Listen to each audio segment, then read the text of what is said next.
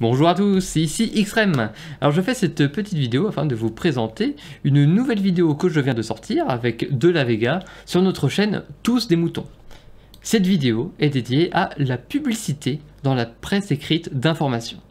Alors c'est une vidéo qui dure quand même plus de 30 minutes et qui a nécessité du coup un certain temps d'élaboration afin de fournir un argumentaire précis et fourni en exemples. Alors pour faire cette vidéo, il a fallu faire pas mal de nouveaux dessins.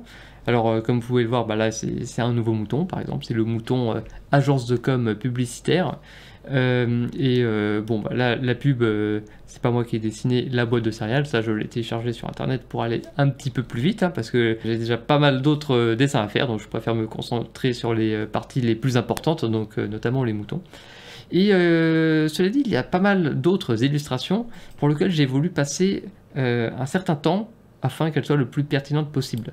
Par exemple, le numéro du Point, du 13 août, il a fallu récupérer toutes les pages.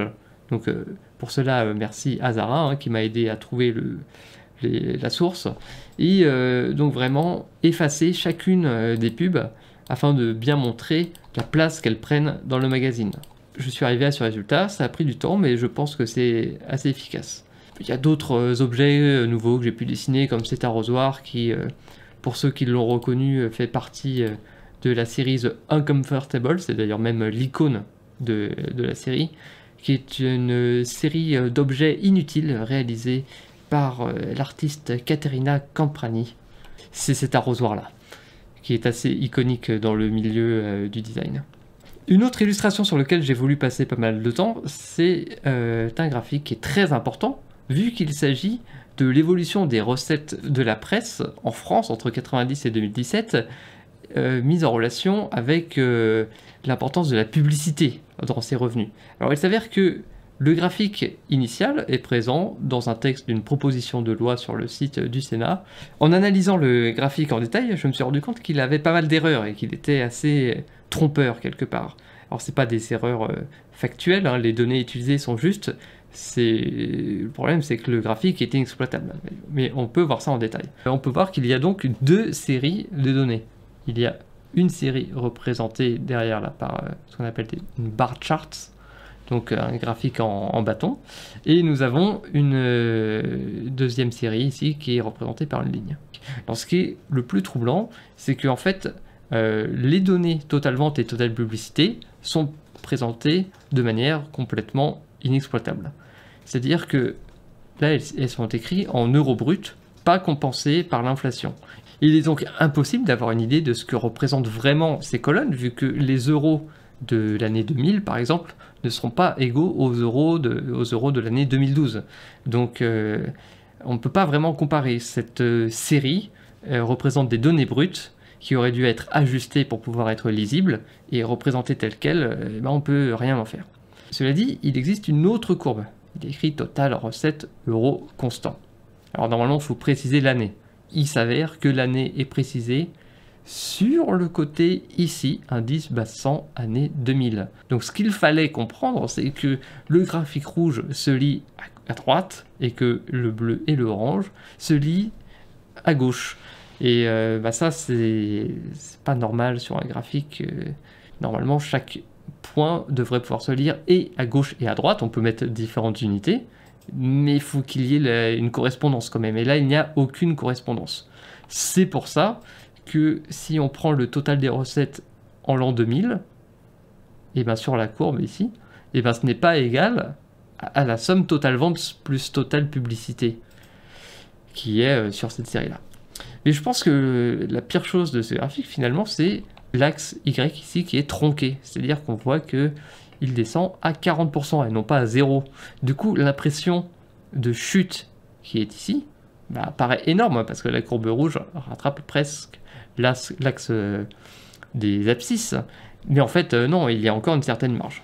Cela dit, ça ne veut pas dire que la presse n'est pas en crise. Ce que ça veut dire, c'est que ce graphique est complètement inexploitable.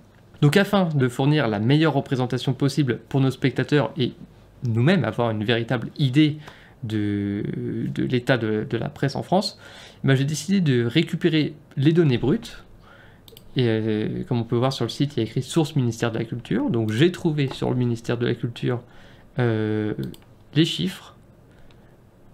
Voilà, c'était ce tableau-là. Quand on l'ouvre, on obtient un document ici. Et on peut voir les fameuses recettes, les fameux chiffres d'affaires ici.